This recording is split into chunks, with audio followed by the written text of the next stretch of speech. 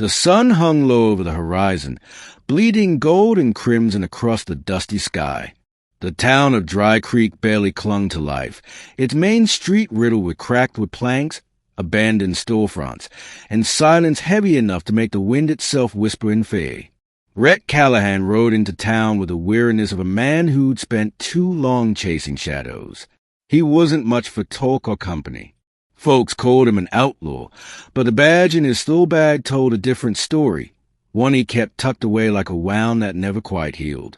He'd come for supplies, jerky, coffee, bullets, and maybe a half-decent bottle of whiskey.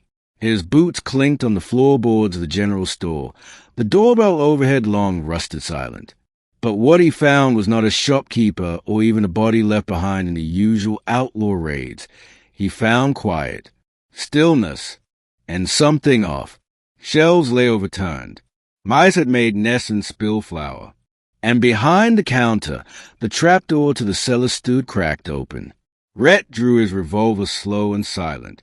One creak of the floorboards, then another, and he descended into the darkness. What he saw stopped him cold. A woman, thin as fence wire and pale as bone, huddled in the corner clutching a jar of preserved peaches. Her dress hung from her like curtains on a broken rod.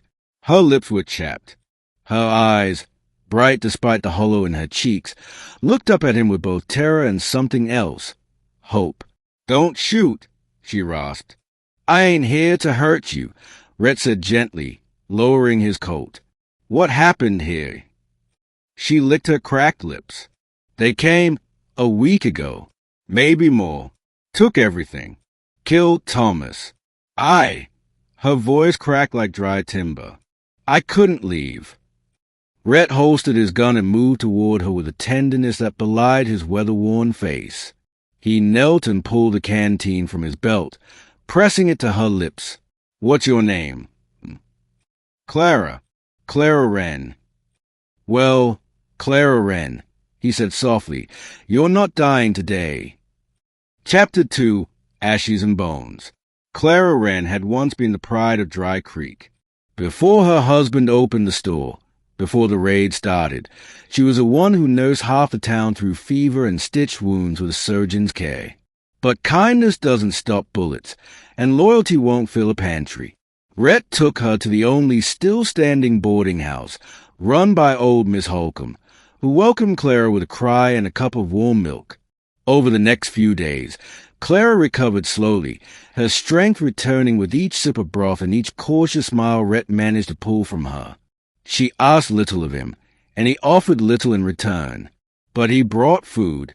He mended broken shelves. He fixed the back fence, knowing full well she might never return to the store where her husband had bled out. "You don't owe me anything," she said once, watching him hammer the loose shutter on her window. "Didn't say I did," Rhett replied, eyes focused on the nail. "But maybe I know what it's like to want someone to stay."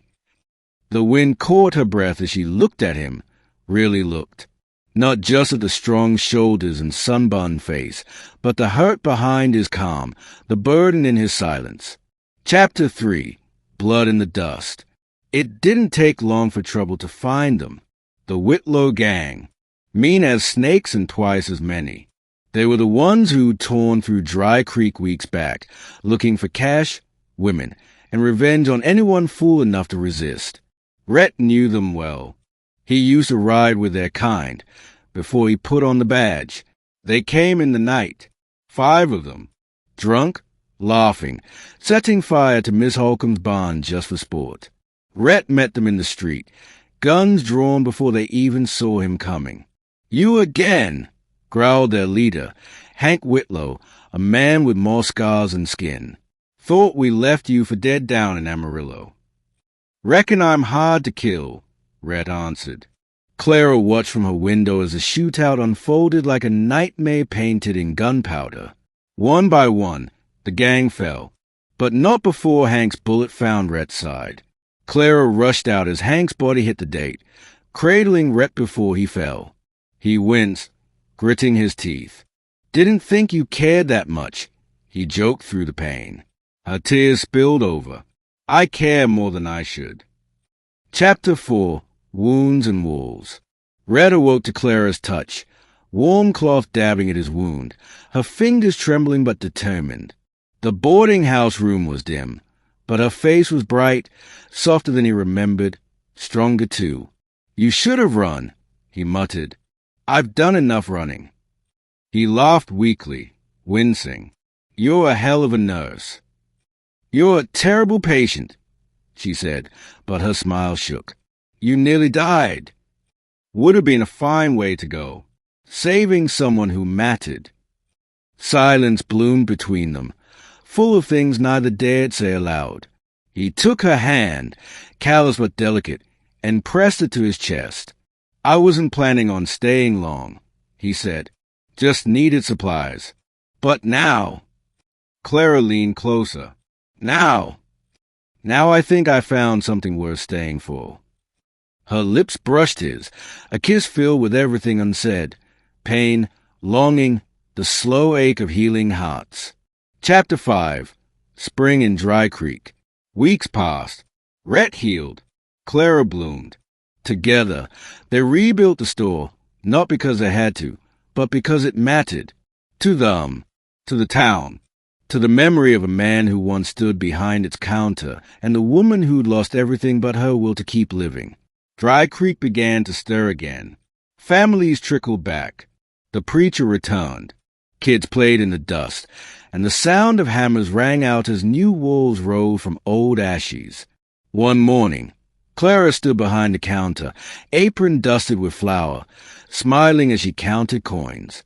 Rhett came in with a new steel bag and a bouquet of prairie wildflowers, clumsily hidden behind his back. "You're late," she teased. "Couldn't leave town without this," he said, revealing the flowers. Her heart skipped.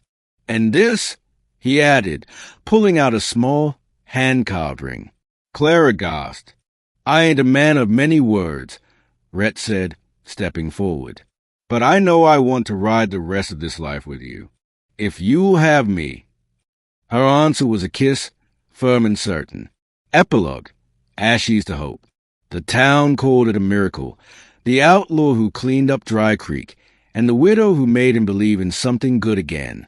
They built a life from broken pieces, stitched together with loyalty, love, and the kind of courage it takes to face tomorrow when yesterday nearly killed you.